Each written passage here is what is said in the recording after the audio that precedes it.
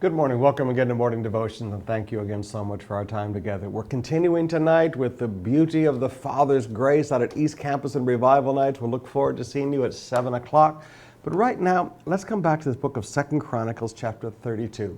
There's a very funny verse here in verse 1. After Hezekiah had faithfully carried out this work, you would think, hallelujah, blessings flow. Nope. After Hezekiah had faithfully carried out this work, King Sennacherib of Assyria invaded Judah. He laid siege to the fortified towns and gave orders for his army to break through their walls. It's just like the devil. I mean, please, you bring a people back to God, and then Satan wants to come and steal, kill, and destroy and show people that there's no point in serving God. Now, listen to that phrase, no point in serving God. Sennacherib, when he came through, he and his officials kept saying again and again, how much less will your God rescue your power? Has any God been able to save people from my hand? You know, he kept telling people it's useless to serve God. He followed the sentiment of that day that Hezekiah had actually gone against God. He said, don't you realize that Hezekiah, verse 12, is the very person who destroyed all the Lord's shrines and altars? He commanded Judah and Jerusalem to worship only at the altar at the temple and to offer sacrifices on it alone. Well, that's exactly what God said. But again, the sentiment of that day was echoed in Sennacherib.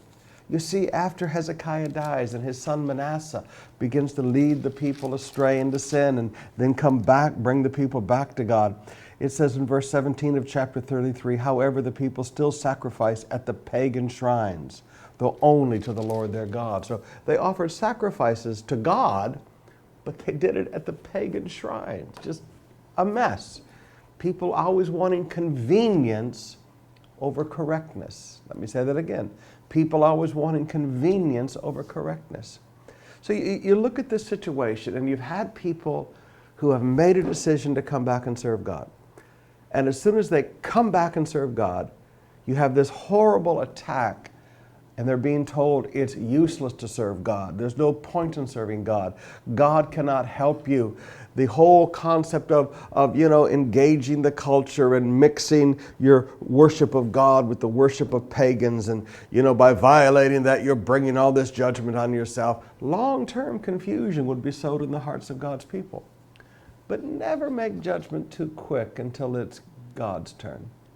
Because the more Sennacherib attacked God, the more he had a problem. Now, God didn't do something directly about himself. I mean, God is God. But God just sent an angel and wiped out Sennacherib's army. Sennacherib had to flee for fear back to his own country, and there his children killed him in the temple of his own demon god. God has a sense of humor. Now, brothers and sisters, some of you are listening to me today. You've begun to move back toward God. And people have told you that because you are no longer engaging the culture, you're no longer mixing convenience and confusing convenience with correctness, and because you're wholly devoting yourself to serve God, people are telling you that that's why all these huge problems have come into your life right now. But please lift up your head. Please lift up your head. God's not done yet. It's God's turn next.